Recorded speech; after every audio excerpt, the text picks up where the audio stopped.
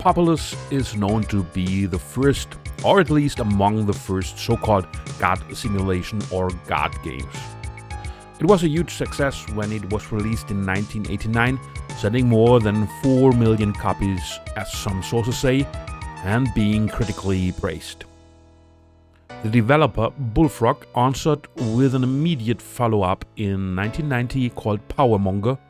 That was a game on its own, but somehow similar. In 1991, Populous 2 came out, and finally in 1998 a 3D sequel was released. The game itself was originally developed for the Amiga and later ported to the Atari ST and eventually MS-DOS.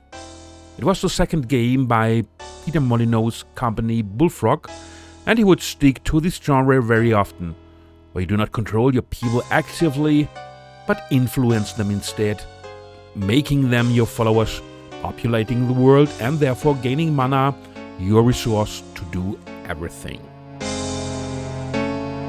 The budget was approximately £20,000, which equals to about $82,000 today. A prototype of the game was built using Lego bricks, maybe influencing the basic looks of the finished game, not so much the gameplay. When you started the game, there was a copy protection, and in that days this was like very often the manual. Remember that even copying a manual was not a thing that was easy to do, and it was much more expensive than today. You had to enter the name of the worlds represented by heraldic symbols. Fortunately, in today's versions, this is dropped. Then you start with the first world, Genesis, and can already do everything that can be done throughout the whole game. It is mainly about terraforming and populating the world. Your people live in huts, and later, when they have more space on the same level around them, those buildings upgrade into houses and eventually castles.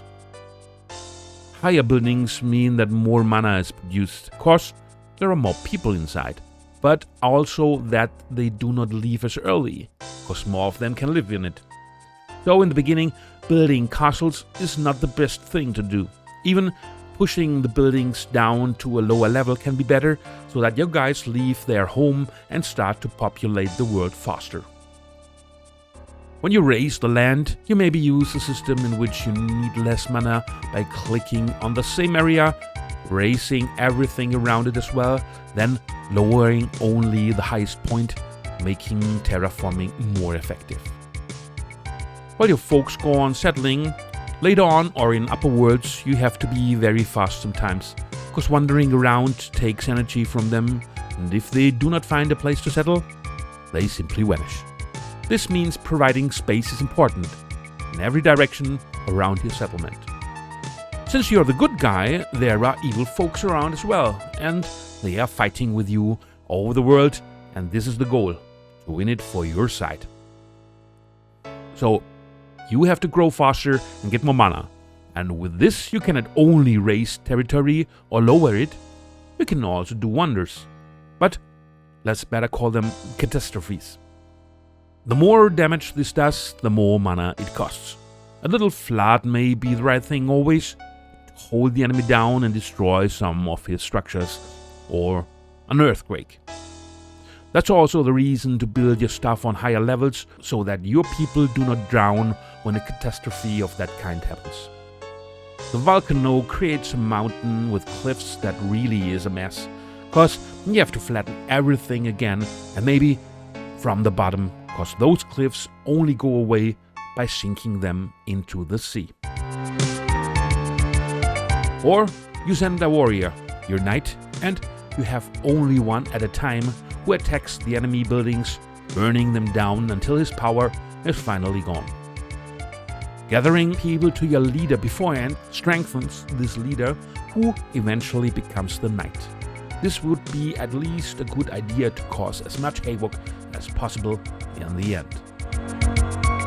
Finally, you either were faster or brought down the enemy by all those magic ways, and then you collect all the mana to the maximum to call out Armageddon.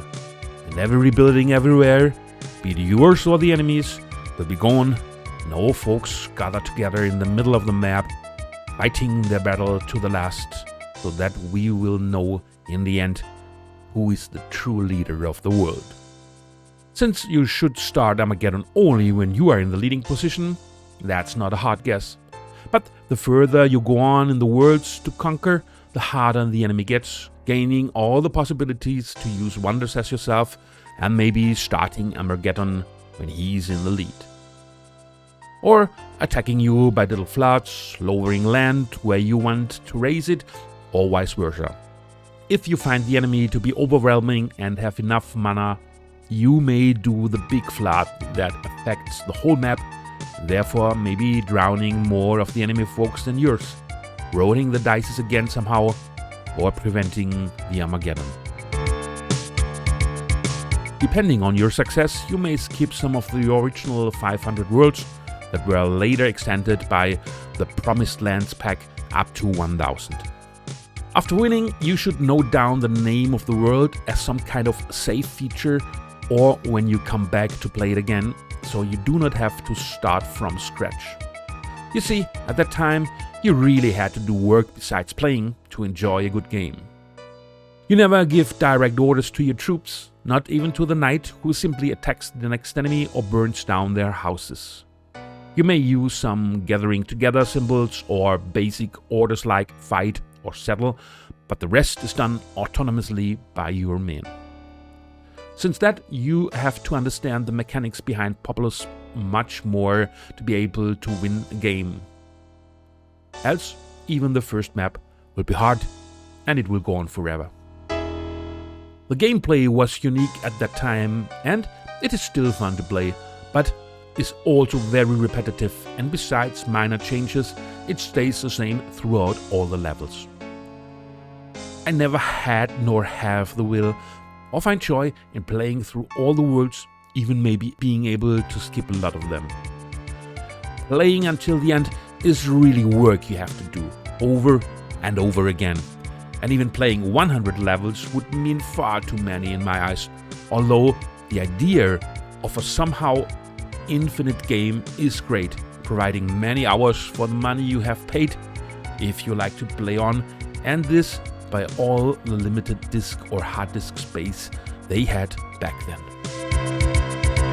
If you're not used to the gameplay, it's harder than you might imagine. If you're used to it, it provides nostalgia that you may enjoy for some time, but surely will not go on for days playing it because of the repetition I mentioned.